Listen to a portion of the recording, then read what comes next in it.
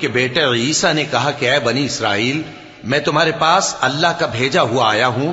جو کتاب مجھ سے پہلے آ چکی ہے یعنی تورات، اس کی تصدیق کرتا ہوں،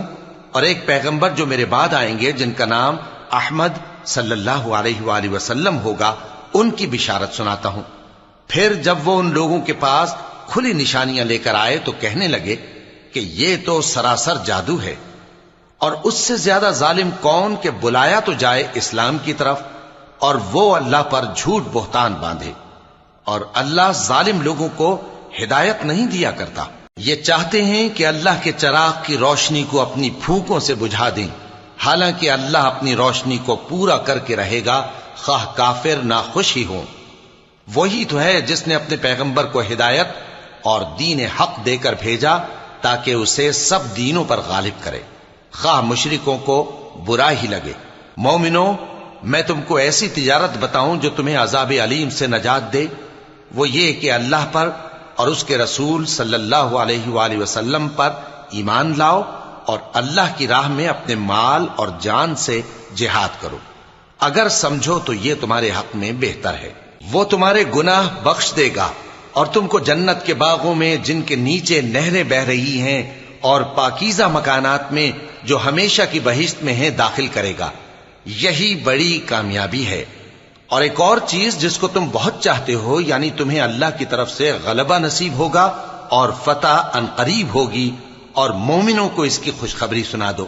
مومنوں، اللہ کے مددگار ہو جاؤ، جیسے عیسیٰ ابن مریم نے حواریوں سے کہا تھا کہ بھلا کون ہیں جو اللہ کی طرف بلانے میں میرے مددگار ہوں؟ حواریوں نے کہا کہ ہم اللہ کے مددگار ہیں۔ سو بنی اسرائیل میں سے ایک گروہ تو ایمان لے آیا اور ایک گروہ کافر رہا۔ آخر ہم نے ایمان لانے والوں کو ان کے دشمنوں کے مقابلے میں مدد دی، سو وہ غالب ہو گئے۔ شروع اللہ کا نام لے کر جو بڑا مہربان نہایت رحم والا ہے۔ جو چیز آسمانوں میں ہے اور جو چیز زمین میں ہے سب اللہ کی تسبیح کرتی ہے۔ جو بادشاہ حقیقی ہے، پاک ہے، زبردست ہے، حکمت والا ہے۔ وہی تو ہے جس نے ان پڑھوں میں انہی میں سے ایک پیغمبر بھیجے جو ان کے سامنے اس کی آیتیں پڑھتے اور ان کو پاک کرتے اور انہیں کتاب و حکمت کی تعلیم دیتے ہیں، اور اس سے پہلے تو یہ لوگ کھلی گمراہی میں تھے، اور ان میں سے اور لوگوں کی طرف بھی ان کو بھیجا ہے جو ابھی ان مسلمانوں سے نہیں ملے، اور وہ غالب ہے، حکمت والا ہے۔ یہ اللہ کا فضل ہے، جسے چاہتا ہے عطا فرماتا ہے، اور اللہ بڑے فضل کا مالک ہے۔ جن لوگوں کو تورات کا حامل بنایا گیا پھر انہوں نے اس کے حامل ہونے کا حق ادا نہ کیا،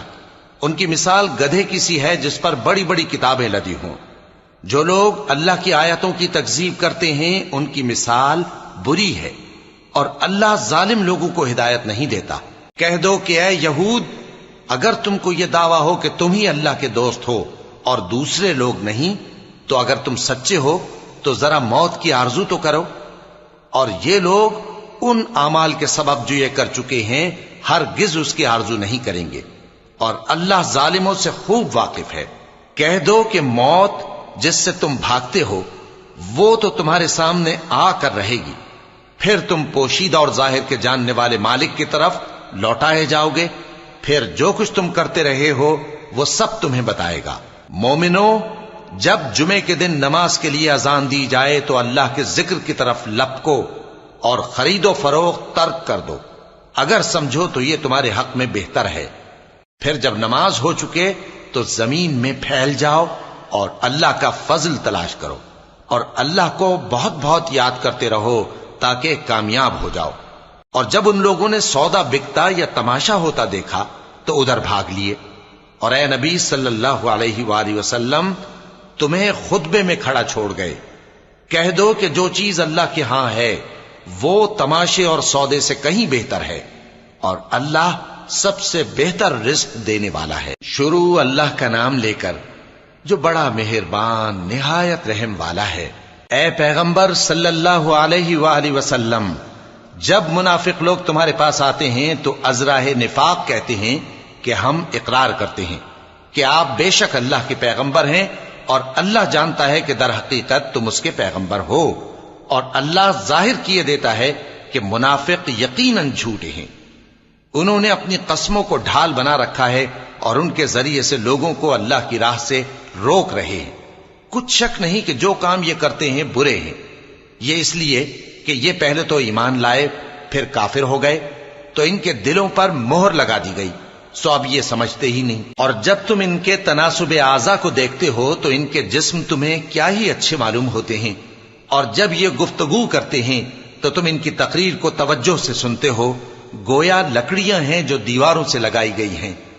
بزدل ایسے کہ ہر زور کی آواز کو سمجھیں کہ ان پر بلا آئی۔ یہ تمہارے دشمن ہی ہیں، سو ان سے محتاط رہنا، اللہ ان کو ہلاک کرے، یہ کہاں بہکے پھرتے ہیں۔ اور جب ان سے کہا جائے کہ آؤ رسول اللہ صلی اللہ علیہ وآلہ وسلم تمہارے لیے مغفرت مانگیں تو سر ہلا دیتے ہیں، اور تم ان کو دیکھو کہ تکبر کرتے ہوئے رکے ہی رہتے ہیں۔ تم ان کے لیے مغفرت مانگو یا نہ مانگو ان کے آگے برابر ہے، اللہ ان کو ہرگز نہ بخشے گا، بے شک اللہ نافرمان لوگوں کو ہدایت نہیں دیا کرتا۔ یہی ہیں جو کہتے ہیں کہ جو لوگ رسول اللہ صلی اللہ علیہ وآلہ وسلم کے پاس ہیں ان پر کچھ خرچ نہ کرو یہاں تک کہ وہ خود بخود بھاگ جائیں، حالانکہ آسمانوں اور زمین کے خزانے اللہ ہی کے ہیں، لیکن منافق نہیں سمجھتے۔ کہتے ہیں کہ اگر ہم لوٹ کر مدینے پہنچے تو عزت والے ذلیل لوگوں کو وہاں سے نکال باہر کریں گے، حالانکہ عزت اللہ کی ہے اور اس کے رسول صلی اللہ علیہ وآلہ وسلم کی اور مومنوں کی، لیکن منافق نہیں جانتے۔ مومنوں، تمہارا مال اور اولاد تم کو اللہ کی یاد سے غافل نہ کر دے، اور جو ایسا کرے گا تو وہ لوگ خسارہ پانے والے ہیں۔ اور جو مال ہم نے تم کو دیا ہے اس میں سے اس وقت سے پیشتر خرچ کر لو کہ تم میں سے کسی کی موت آ جائے تو اس وقت کہنے لگے کہ اے میرے پروردگار، تو نے مجھے تھوڑی سی اور مہلت کیوں نہ دی تاکہ میں خیرات کر لیتا اور نیک لوگوں میں داخل ہو جاتا۔ اور جب کسی کی موت آ جاتی ہے تو اللہ اس کو ہرگز مہلت نہیں دیتا، اور جو کچھ تم کرتے ہو اللہ اس سے خبردار ہے۔ شروع اللہ کا نام لے کر جو بڑا مہربان نہایت رحم والا ہے۔ جو چیز آسمانوں میں ہے اور جو چیز زمین میں ہے سب اللہ کی تسبیح کرتی ہے، اسی کی سچی بادشاہی ہے اور اسی کی تعریف ہے، اور وہ ہر چیز پر قادر ہے۔ وہی تو ہے جس نے تم کو پیدا کیا، پھر کوئی تم میں کافر ہے اور کوئی مومن، اور جو کچھ تم کرتے ہو اللہ اس کو دیکھتا ہے۔ اسی نے آسمانوں اور زمین کو حکمت سے پیدا کیا، اور اسی نے تمہاری صورتیں بنائیں اور صورتیں بھی اچھی بنائیں، اور اسی کی طرف تمہیں لوٹ کر جانا ہے۔ جو کچھ آسمانوں اور زمین میں ہے وہ سب جانتا ہے،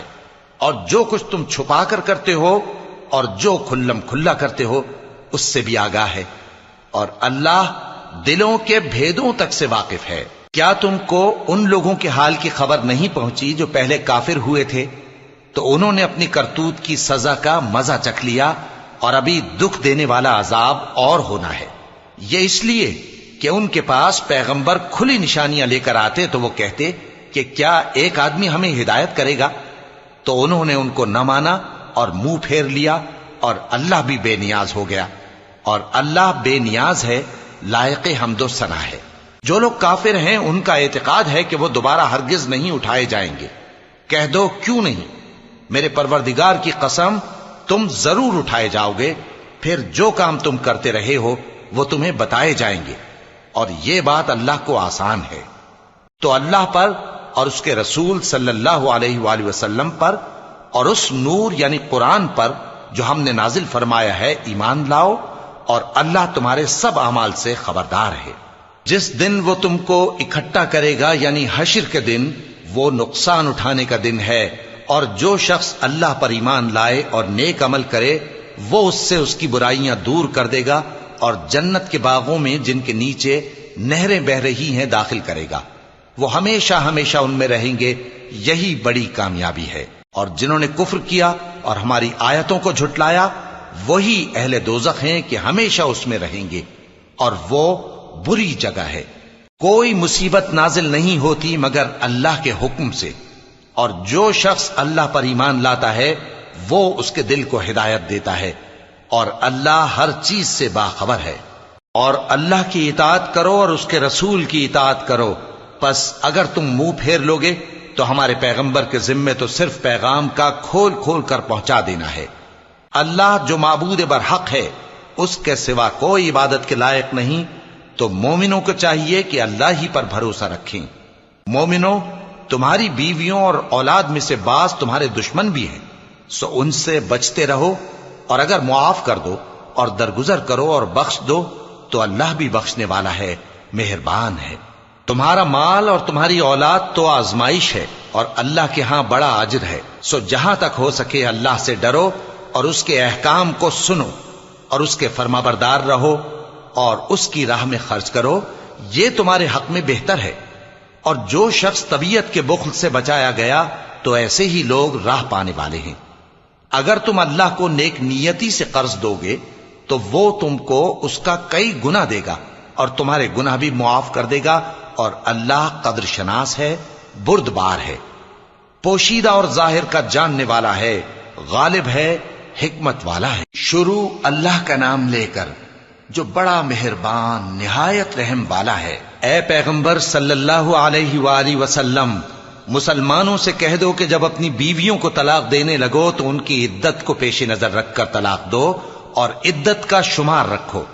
اور اللہ سے جو تمہارا پروردگار ہے ڈرو۔ نہ تو تم ہی ان کو ایام عدت میں ان کے گھروں سے نکالو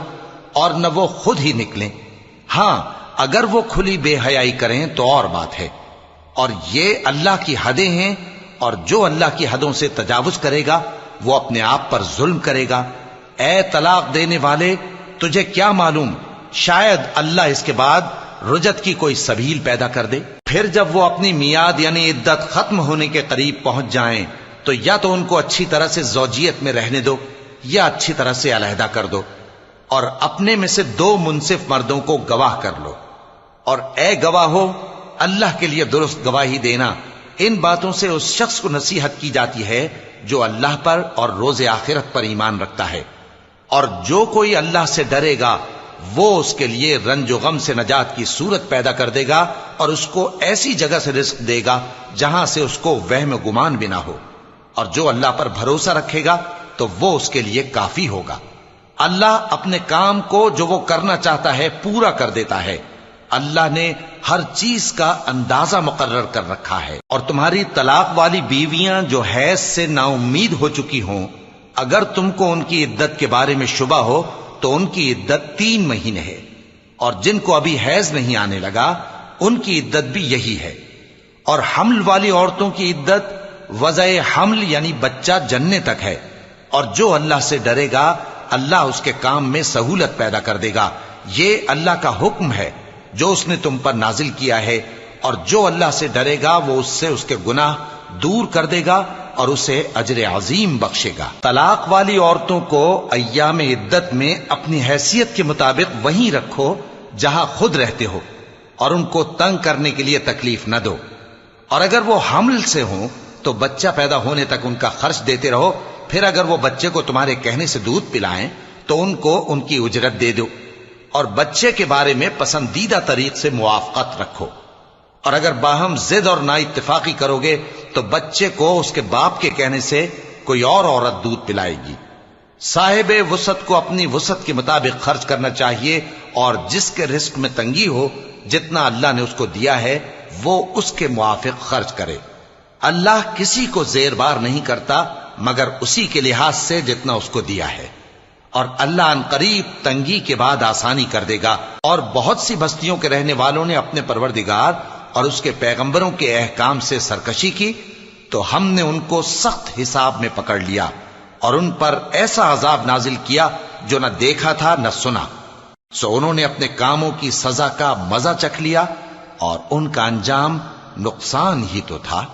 اللہ نے ان کے لیے سخت عذاب تیار کر رکھا ہے، تو اے عقل والو جو ایمان لائے ہو اللہ سے ڈرو۔ اللہ نے تمہارے پاس نصیحت بھیج دی ہے، یعنی ایسے پیغمبر جو تمہارے سامنے اللہ کی واضح آیتیں پڑھتے ہیں تاکہ جو لوگ ایمان لائے اور عمل نیک کرتے رہے ہیں ان کو اندھیروں سے نکال کر روشنی میں لے آئے، اور جو اللہ پر ایمان لائے گا اور عمل نیک کرے گا وہ ان کو جنتوں میں داخل کرے گا جن کے نیچے نہریں بہ رہی ہیں،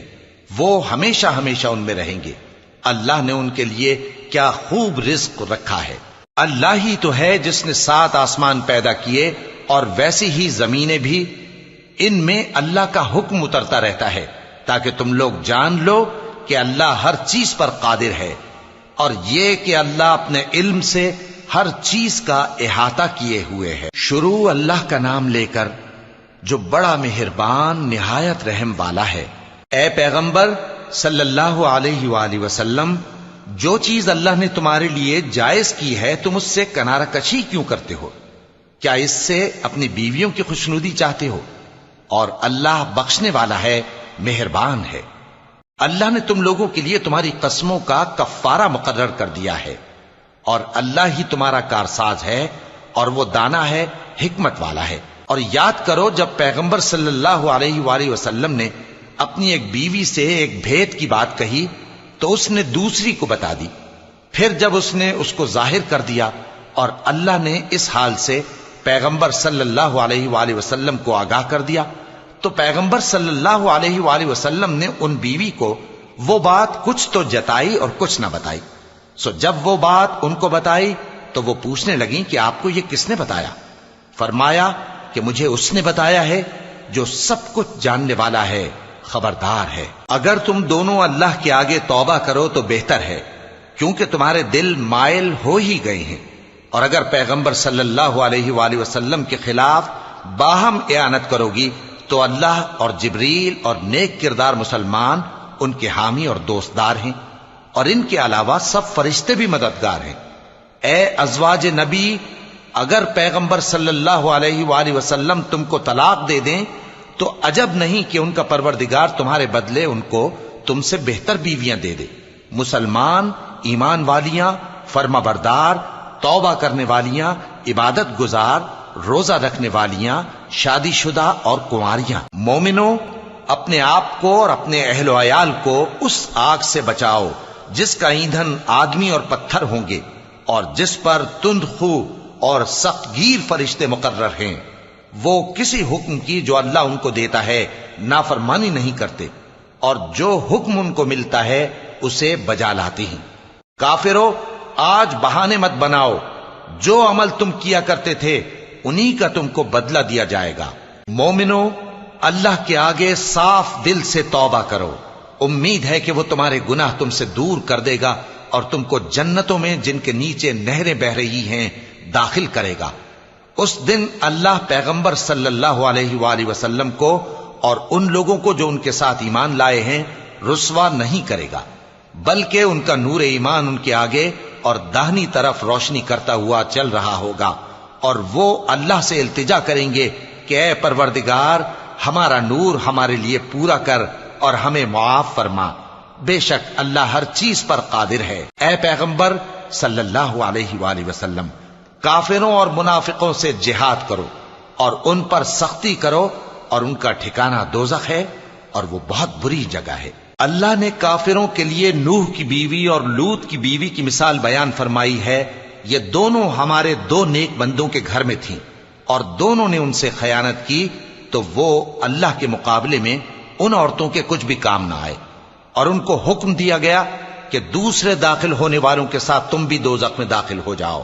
اور مومنوں کے لیے ایک مثال تو فرعون کی بیوی کی بیان فرمائی کہ اس نے اللہ سے التجا کی کہ اے میرے پروردگار، میرے لیے بہشت میں اپنے پاس ایک گھر بنا اور مجھے فرعون اور اس کے عمل سے نجات بخش اور ظالم لوگوں سے مجھ کو چھڑا لے۔ اور دوسری مثال عمران کی بیٹی مریم کی، جنہوں نے اپنی عزت و ناموس کو محفوظ رکھا تو ہم نے اس میں اپنی روح پھونک دی، اور وہ اپنے پروردگار کے کلام اور اس کی کتابوں کو برحق سمجھتی تھیں، اور وہ فرما برداروں میں سے